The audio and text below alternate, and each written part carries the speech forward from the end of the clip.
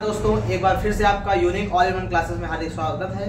My self Sachin Tripathi. हम बेटा क्या करेंगे, आज साइंस का कंप्लीट रिवीजन करेंगे। ठीक है, तो आप बेटा पूरी वीडियो साथ बने रहिएगा। इंपॉर्टेंट कंटेंट्स को ध्यान दीजिएगा। ठीक है, हर चैप्टर हम लोग बेटा जितनी भी इंपॉर्टेंट चीजें हैं उसको हम लोग कवर करेंगे। सबसे पहले बेटा हम लोग शुरुआत करते हैं कार्बन एंड इट्स कंपाउंड से, और शुरुआत करते हैं बेटा सैपोनिफिकेशन से। हम सब जानते हैं बेटा सैपोनिफिकेशन जो है हर साल आपके एग्जाम में आता है, तो थोड़ा बेटा जानकारी लेते हैं। बेटा सैपोनिफिकेशन होता क्या है, जब बेटा हम लोग किसी एस्टर की NaOH से हाइड्रोलिसिस कराते हैं मेरे भाइयों, तो क्या बनता है, सोप, और रिएक्शन कहलाती है सैपोनिफिकेशन। तो आइए लिखते हैं क्या होती है बेटा सैपोनिफिकेशन। आप बोलोगे hydrolysis of Easter is called saponification. और हम सब जानते हैं बेटा सैपोनिफिकेशन से क्या बनता है, सोप बनता है। तो यहाँ बेटा कोई एस्टर ले लीजिए, मैंने ले लिया CH3 CH2 COO C2H5। कोई डाउट? बेटा हाइड्रोलिसिस कराना है NaOH से। किससे कराना है मेरे भाइयों, NaOH से। अब कुछ नहीं करना बेटा, रिएक्शन कैसे होगी, आयंस में पहले कंपाउंड को हम लोग ब्रेक करेंगे। Na प्लस और OH क्या होगा, माइनस। यहाँ बेटा ये माइनस, ओवरऑल ये क्या हो जाएगा, प्लस। प्लस को ले जाना है माइनस के पास मेरे भाइयों, माइनस को ले जाना है प्लस के पास। तो देखिए क्या बनता है, तो CH3 CH2 COO, और यहां से क्या है, ये माइनस है, किससे जुड़ेगा, Na प्लस से। तो क्या बना, ये बन गया बेटा, और यही है अपना सोप, क्या है, और प्लस बेटा बन जाएगा एथिल अल्कोहल। क्या बन जाएगा मेरे भाइयों, इसका मतलब बेटा हम लोग सोप को क्या बोल सकते हैं, sodium salt of long chain of carboxylic acid. क्या बोले मेरे भाइयों, सोप क्या है, ये है sodium salt of long chain of carboxylic acid. यही मेरे भाइयों क्या है, सोप है। ठीक है, अब बेटा समझो मेरे भाई, ध्यान समझना मेरे भाइयों, ये जो सोप बना बेटा हम लोग इसको यहां लिख लेते हैं एक बार और से, CH3 CH2 COO Na। ध्यान देना मेरे भाइयों, इसके दो पार्ट होते हैं। एक हो ये देखिए, यहाँ पे क्या आ जाएगा Na प्लस, तो बेटा ये ओवरऑल क्या हो जाएगा, माइनस में। देखो बेटा जो Na प्लस वाला पार्ट होता है मेरे भाइयों, इसको बोलते हैं हाइड्रोफिलिक पार्ट। क्या बोलते हैं मेरे भाइयों, इसको बोलते हैं हाइड्रोफिलिक पार्ट। हाइड्रोफिलिक का मतलब बेटा वाटर लविंग, जो वाटर में डिजॉल्व हो जाए। और बेटा ये जो कार्बन वाली बेटा चेन हो गई, इसको बोलते हैं हाइड्रोफोबिक। क्या बोलते हैं मेरे भाइयों, हाइड्रोफोबिक। तो बेटा जो हाइड्रोफिलिक पार्ट होगा ये वाटर में डिजॉल्व होगा, ये मेरे भाइयों वाटर में क्या हो जाएगा, डिजॉल्व हो जाएगा। और हाइड्रोफोबिक वाला क्या होगा, वाटर से दूर भागेगा। इसका मतलब ये किसमें डिजॉल्व होगा, डस्ट पार्टिकल से डिजॉल्व होगा। किसमें डिजॉल्व होगा, आप बोलोगे डिजॉल्व इन डस्ट। तो बेटा होता क्या, इसका स्ट्रक्चर बेटा कुछ ऐसे होता है।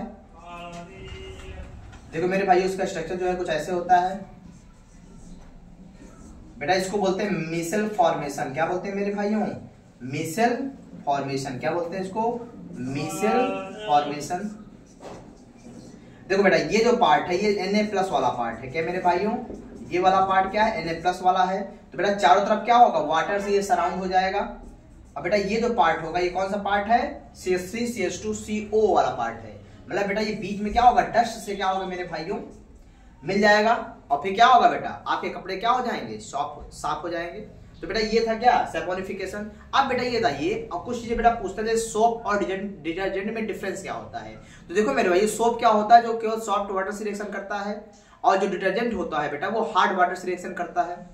ठीक है, और एक बात मेरे भाइयों, जो सोप होता है बेटा, याद देखिए ये कॉमनली जो है पॉल्यूशन काज नहीं करता, लेकिन बेटा जो डिटर्जेंट होता है ये क्या करता है, लेदर बनाता है। हार्ड वाटर के साथ क्या बनाता है, लेदर बनाता है। मतलब बेटा ये क्या करता है, पॉल्यूशन कॉज करता है। आइए बेटा इसके नेक्स्ट टॉपिक पे हम लोग बात करते हैं। ठीक है, आइए।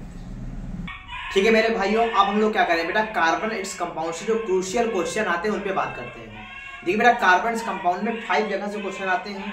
एक तो मेरे दोस्तों कहां से क्वेश्चन आते हैं, एक तो क्वेश्चन बेटा कहां से आते हैं मेरे दोस्तों, एक तो आता है बेटा IUPAC नॉमेनक्लेचर से आता है मेरे भाइयों क्वेश्चन। उसके बाद क्या आता है मेरे भाइयों, आइसोमर फाइंड करने वाला आता है। क्या आता है, आइसोमर फाइंड करने वाला आता है। उसके बाद आइसोमर फाइंड करने वाला आता है। फिर बेटा क्या होगा, स्ट्रक्चर बनवाने वाला आता है। क्या आता है, स्ट्रक्चर बनवाने वाला आता है। 3 जगह से क्वेश्चन आते हैं बेटा। उसके बाद एक रिएक्शन आती है एस्टरिफिकेशन, और बेटा एक क्वेश्चन आता है सपोरिफिकेशन से। इन 5 जगह से बेटा 100% आपको क्वेश्चन मिलने वाले हैं। तो पहले बेटा इसीलिए हम लोग क्या कर रहे हैं, कार्बन इस कंपाउंड को ओवरऑल क्या कर रहे हैं, फिनिश कर रहे हैं। मेरे भाइयों ये बताइए आईयूपीएसी नॉमेनक्लेचर कैसे नाम लिखते हैं, मैंने आपको हजारों बार बताया, लाखों बार बताया है। आज जाते जाते एक लास्ट बार आपको और बता देता हूं मैं। देखिए भाइयों, सबसे पहले कभी बेटा आपको आईयूपीएसी नाम लिखना हो, सबसे पहले लॉन्गेस्ट चेन का सिलेक्शन करेंगे, वो कहलाएगी पेरेंट चेन। उसके बाद मेरे भाइयों हम लोग क्या करते हैं, साइड चेन को लेते हैं और वो कहलाती है ब्रांच। ठीक है, फिर नाम बेटा कैसे लिखते हैं मैंने बताया था बेटा, सबसे पहले जो नाम लिखते हैं प्रीफिक्स का, उसके बाद रूट वर्ड का, उसके बाद प्राइमरी सफिक्स का, और सबसे लास्ट में नाम लिखा जाता है सेकेंडरी सफिक्स का। प्रीफिक्स बताता है साइड चेन को, रूट वर्ड बताता है कार्बन पेरेंट चेन की लंबाई को, प्राइमरी सफिक्स बताता है carbon carbon type of bond को, और सेकेंडरी सफिक्स बताता है टाइप ऑफ फंक्शनल ग्रुप को। तो सबसे पहले नाम किसका लेते हैं, प्रीफिक्स का। तो बेटा ये तो पहले ये लॉन्गेस्ट चेन हो गई अपनी। नंबरिंग कहां से करते हैं मैंने बताया था बेटा, जहां से फंक्शनल ग्रुप पहले मिल जाए नंबरिंग वहीं से होगी। तो बताओ मेरे भाइयों, ठीक है, जहां से जो है फंक्शनल ग्रुप पहले मिल जाए नंबरिंग जो है वहीं से होगी। ठीक मेरे भाइयों, तो जहां से पहले फंक्शनल ग्रुप मिल जाए नंबरिंग हमेशा वहीं से होगी। तो अब बताओ यहाँ पे एक ही नंबर पे क्या मिल रहा है, COOH मिल रहा है, तो नंबरिंग यहीं से 1 2 3 4। 3 नंबर बेटा क्या है, साइड चेन है, और प्रीफिक्स किसको बताता है, साइड चेन को ही बताता है। तो आप लिखोगे पहले प्रीफिक्स का ऑपरेशन करो, तो 3 नंबर पे है तो आप लिखोगे 3 मेथिल। उसके बाद मेरे भाइयों रूट वर्ड, कितने कार्बन है, 4 कार्बन, 4 को क्या बोलते हैं, ब्यूट। फिर प्राइमरी सफिक्स, कैसा बॉन्ड है, डबल बॉन्ड है 2 नंबर पे, तो आप लिखोगे 2 इन। फिर बेटा बोलोगे सेकेंडरी सफिक्स क्या बताता है, टाइप ऑफ फंक्शनल ग्रुप, क्या बताता है, टाइप ऑफ फंक्शनल ग्रुप। तो कैसा लगा है, COOH लगा है, और COOH का क्या होता है, ओइक एसिड होता है। क्या होता है मेरे भाइयों, ओइक एसिड। तो बेटा ये हो गया नाम। उसके बाद देखिए ये बेटा मेरे भाइयों पेरेंट चेन हो गई, तो ये क्या हो जाएगा, साइड चेन या ब्रांच। तो नंबरिंग कहां से करेंगे, जहां से पहले फंक्शनल ग्रुप मिल जाए। अगर आप इस इंड से करोगे तो 1 2 3 नंबर पे फंक्शनल ग्रुप मिल रहा है, और अगर आप यहां से करोगे तो 1 2 पे मिल रहा है। तो जहां से बेटा सबसे पहले फंक्शनल ग्रुप मिलेगा नंबरिंग हमेशा वहीं से होगी। तो यहां से पास में मिल रहा है, तो 1 2 3 4। फिर आप लिखोगे पहले प्रीफिक्स का नाम लिखते हैं, उसके बाद रूट वर्ड का, उसके बाद प्राइमरी सफिक्स का, उसके बाद मेरे भाइयों सेकेंडरी सफिक्स का नाम लिखते हैं। ध्यान देना। तो ये बताओ नंबरिंग हो गई। 3 नंबर पे क्या है, प्रीफिक्स है, तो आप लिखोगे 3 मेथिल। रूट वर्ड कितने कार्बन, 4 को क्या बोलते हैं मार्केट में, ब्यूट। प्राइमरी सफिक्स क्या बताता है, कैसा बॉन्ड है कार्बन कार्बन के बीच में, आप बोलोगे सर सिंगल बॉन्ड ही है, तो क्या लिखोगे, एन। सिंगल बॉन्ड के लिए एन, डबल बॉन्ड के लिए इन, और ट्रिपल बॉन्ड के लिए आइन।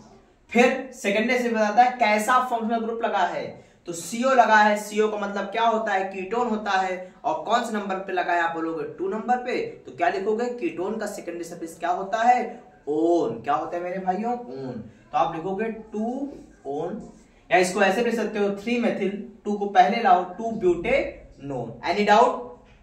अब देखिए बेटा, नंबर ऑफ आइसोमर से तो 100% एग्जाम में क्वेश्चन पूछता है। नंबर ऑफ आइसोमर से तो 100% एग्जाम में क्वेश्चन पूछता है। आइसोमर होते क्या है बेटा, जब 2 कंपाउंड का मॉलिक्यूलर फार्मूला सेम हो लेकिन स्ट्रक्चर फार्मूला डिफरेंट हो तो आपस में कहलाते हैं आइसोमर, और इस फिनोमिना को बोलते हैं आइसोमेरिज्म।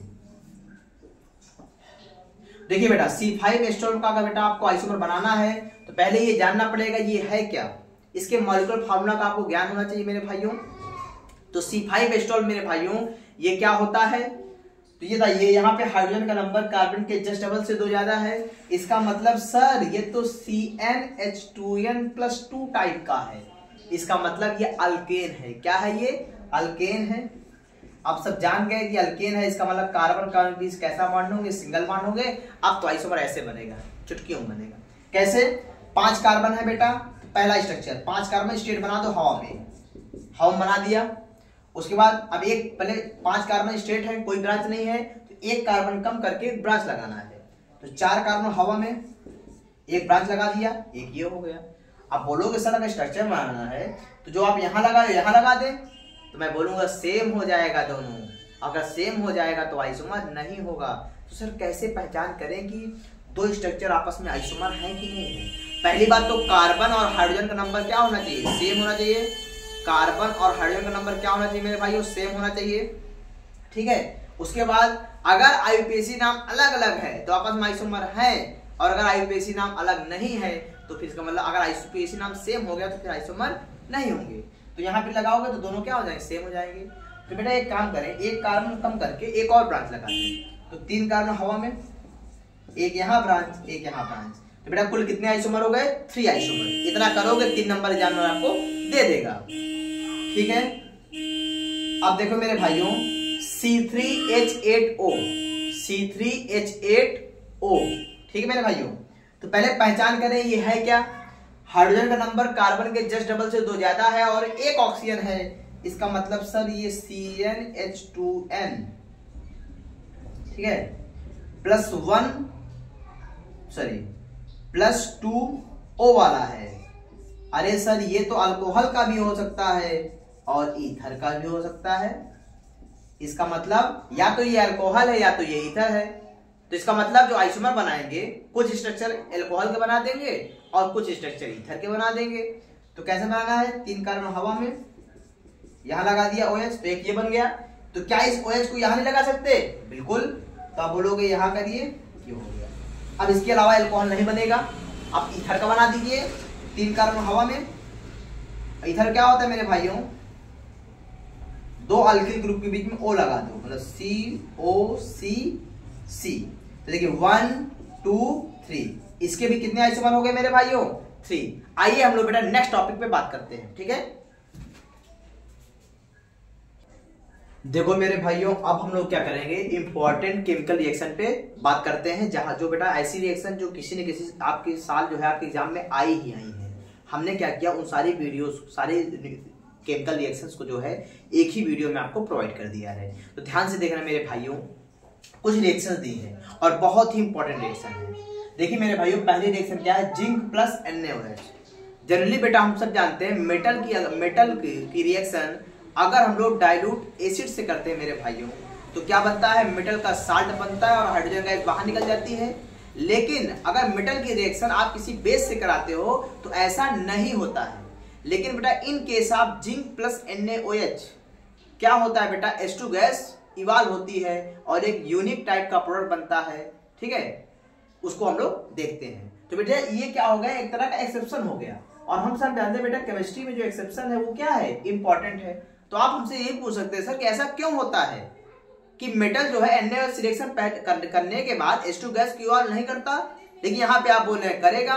तो बेटा होता क्या है, जिंक के ऑक्साइड हो या एल्युमिनियम के ऑक्साइड हो मेरे भाइयों, ध्यान दीजिएगा, ये जब जो है NaOH रिएक्शन करते हैं तो H2 गैस को इवाल्व करते हैं, क्योंकि ये इनके जो ऑक्साइड होते हैं वो एम्फोटेरिक होते हैं। क्या होते हैं, एम्फोटेरिक होते हैं। ये इसका रीजन है। तो बेटा यहाँ क्या होता है, H2 गैस इवाल्व हो जाती है, एक्सेप्शन है बेटा। और बेटा एक यूनिक प्रोडक्ट बनता है, क्या बोलते हैं उसको, Na2ZnO2। नाम क्या हो जाएगा, सोडियम जिंकेट। क्या नाम हो जाएगा मेरे भाइयों, सोडियम जिंकेट। अब देखिए बेटा आपके सामने एक डबल डिस्प्लेसमेंट की रिएक्शन है।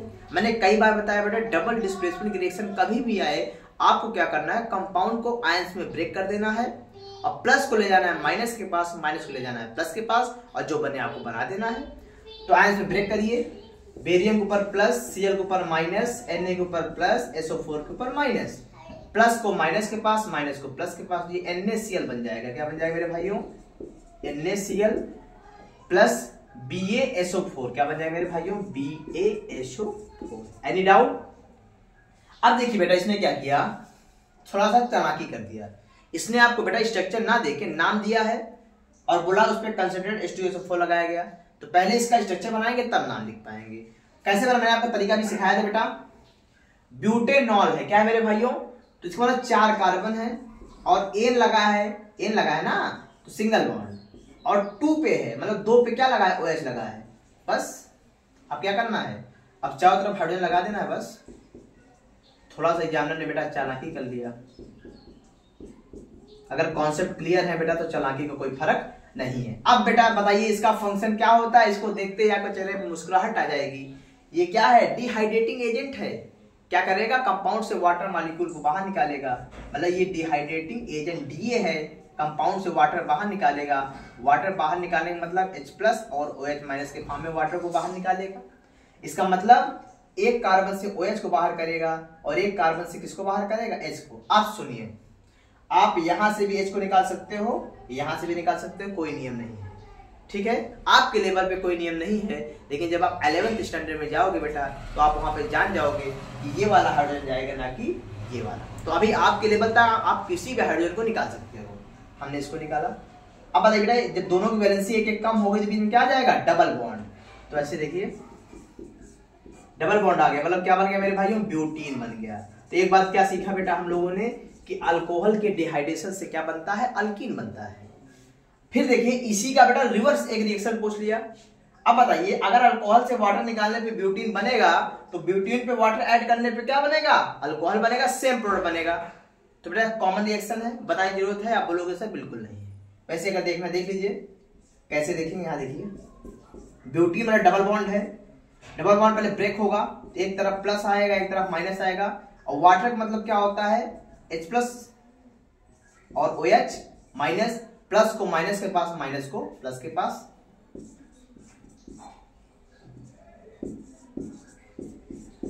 ये बेटा ऐसे बना, ठीक है, सेम प्रोडक्ट बनेगा। अब देखिए बेटा प्रोपीन का हाइड्रोजनेशन कराया है। बेटा जब हम लोग प्रोपीन का हाइड्रोजनेशन कराते हैं in the presence of catalyst निकल या पैलेडियम, तो अल्कीन चेंज हो जाता है अल्केन में। तो बेटा यहाँ प्रोपीन किस में चेंज हो जाएगा, प्रोपेन में। प्रोपीन मतलब क्या होता है, देखिए बेटा मैं हर जगह हाइड्रोजन नहीं बना रहा हूं, तो मैंने कई बार आपको बताया बेटा हर कार्बन जो है 4 बॉन्ड बनाता है, जो भी वैलेंसी कम होगी उसको हाइड्रोजन क्या करेगा, सेटिस्फाई करेगा। इस बात से बेटा आप अंडरस्टैंडिंग रखना अपना। प्लस H2 ये बॉन्ड टूटा तो एक H यहां आएगा और एक H यहां आएगा, कुल मिला के जो है ये क्या बन जाएगा, अल्केन बन जाएगा। लास्ट में देखो फेमस रिएक्शन है, अल्कोहल है, एसिड है, देख के मुस्कुरा दीजिए। रिएक्शन का नाम क्या हो जाएगा, एस्टरिफिकेशन। क्या हो जाएगा, एस्टरिफिकेशन। तो आप लिखो रिएक्शन का नाम क्या हो जाएगा, एस्टरिफिकेशन। और ये क्या करेगा, वाटर को बाहर निकालेगा। तो एक कंपाउंड से OH बाहर होगा, एक कंपाउंड से क्या होगा, H बाहर होगा मेरे भाइयों। और क्या करेंगे, कंपाउंड को ऑक्सीजन से ऐड कर देंगे तो क्या बनेगा, CH3OCH दैट इज ईस्टर। और वाटर क्या होगा मेरे भाइयों, बाहर हो जाएगा। अब बेटा हम लोग क्या करेंगे, फिजिक्स के इंपॉर्टेंट क्वेश्चन को आपके सामने पेश करेंगे। ध्यान से सुनना मेरे भाइयों, वीडियो के साथ जुड़े रहना, क्रूशियल क्वेश्चन आप सामने आ रहे हैं। देखो मेरे भाइयों अब हम लोग फिजिक्स का फर्स्ट क्वेश्चन बात करते हैं। बेटा पहला क्वेश्चन आप सामने ये है, कह रहा है बेटा कितने इलेक्ट्रॉन मिलकर एक कूलम चार्ज बनाते हैं। तो बेटा इसको हम लोग तब सॉल्व कर पाएंगे जब ये जानेंगे कि इलेक्ट्रॉन पे चार्ज होता कितना है। तो बेटा हम सब जानते हैं बेटा 1 इलेक्ट्रॉन पे बेटा कितना चार्ज होता है, आप बोलोगे बेटा 1.6 × 10⁻⁻19 कूलम इतना चार्ज होता है।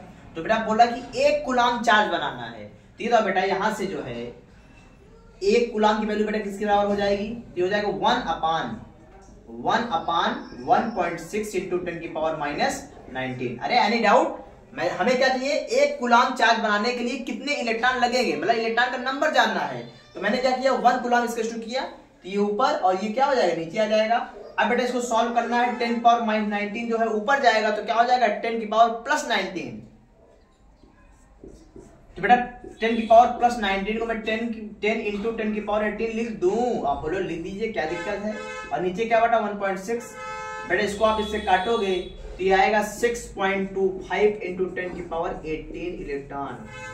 ओ माय गॉड, इतने इलेक्ट्रॉन मिलकर एक कूलम चार्ज को बनाते हैं। इससे बात क्या बात पर चलती बेटा कि इलेक्ट्रॉन पे जो चार्ज होता है कितना कम होता है। इस यूनिवर्स में बेटा याद देखिएगा इलेक्ट्रॉन से कम चार्ज किसी पे नहीं होता और इलेक्ट्रॉन से कम मास किसी ऑब्जेक्ट नहीं है। आइए बेटा नेक्स्ट क्वेश्चन पे बात करते हैं। देखो मेरे भाइयों हम लोग साइंस के नेक्स्ट क्वेश्चन बात करते हैं और ये क्वेश्चन है इलेक्ट्रिसिटी का। बेटा एक सर्किट डायग्राम आपके सामने है और उससे बेटा कह रहा है देख के आपको जो है 2 क्वेश्चन का जवाब देना है। बेटा कह रहा है 2 ओम में आपको पोटेंशियल डिफरेंस बताना है और 3 ओम में आपको करंट बताना है।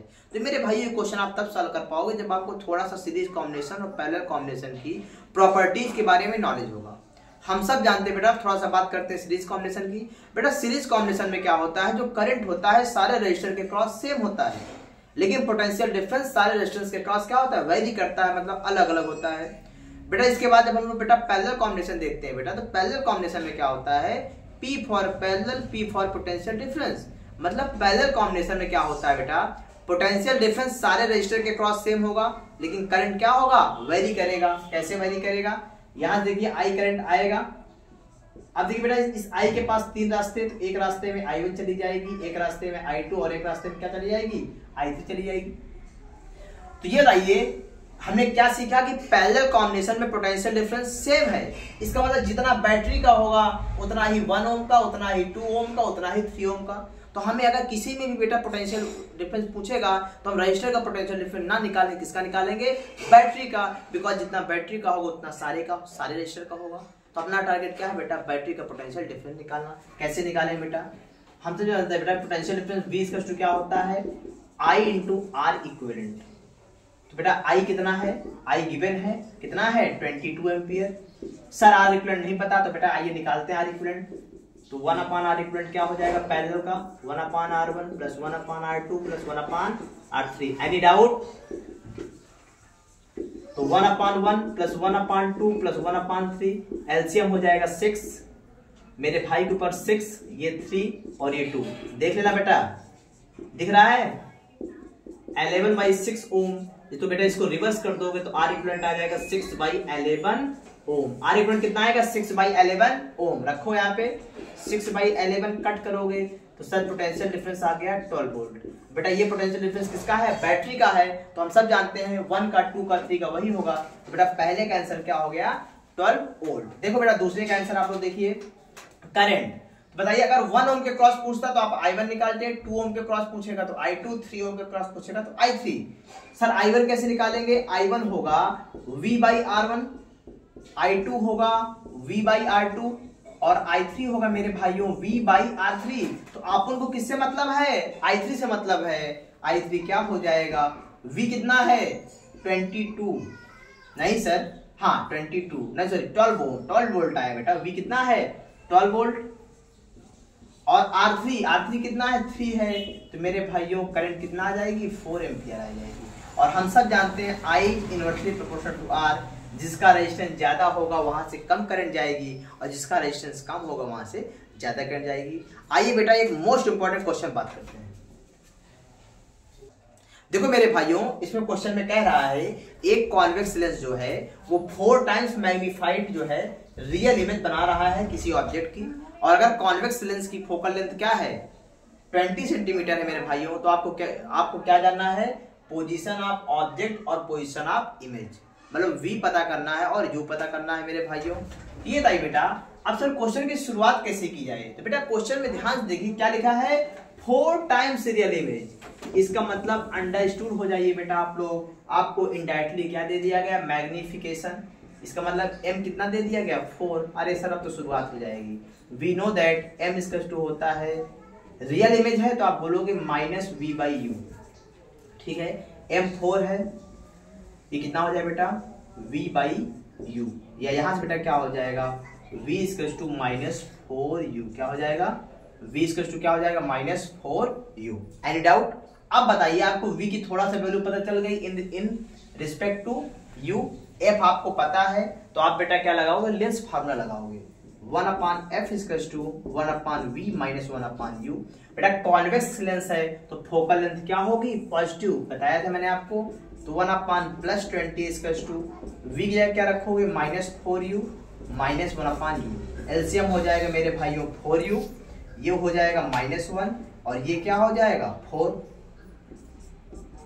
मेरे भाइयों ये बताइए -1 -4 क्या होगा -5 हो जाएगा, होगा कि नहीं होगा, यस -5/4U। करो क्रॉस मल्टीप्लाई तो क्या हो जाएगा 4U इक्वल्स टू 20 का -5 में मल्टीप्लाई करोगे -100 आ जाएगा। तो U बेटा कितना आया -25। दिल पे हाथ रख के बताओ बेटा, देखो U अपने आप माइनस निकल के आ रहा है। इसका मतलब फिजिक्स में बेटा सब कुछ अपने आप निकल के आता है कि सब कुछ क्या होता है कंसीडर होता है, 100% वैल्यूएबल होता है। सब चीज एक्सपेरिमेंट से लाते हैं हम लोग। U आ गया तो U के वैल्यू आप यहाँ पुट कर दो मेरे भाइयों, V आ जाएगा। तो V कितना हो जाएगा -4 इंटू U कितना है -25। मेरा माइनस माइनस क्या हो गया प्लस हो गया। v क्या आ गया +100। अरे सर प्लस का मतलब रियल। सारी बातें क्लियर हो गई। ठीक है मेरे दोस्तों, आज के लिए इतना ही। कल बेटा जो है मैं आपके लिए जो है बायोलॉजी के सारे इंपॉर्टेंट कंटेंट्स लाऊंगा। तो अगर बेटा आज की वीडियो आपको अच्छी लगी हो, सेटिस्फैक्टरी लगी हो, नॉलेजेबल रही हो, आपको लग रहा है इससे आपने कुछ सीखा है, तो बेटा चैनल को लाइक करें, सब्सक्राइब करें और शेयर करना ना भूलें। Thank you.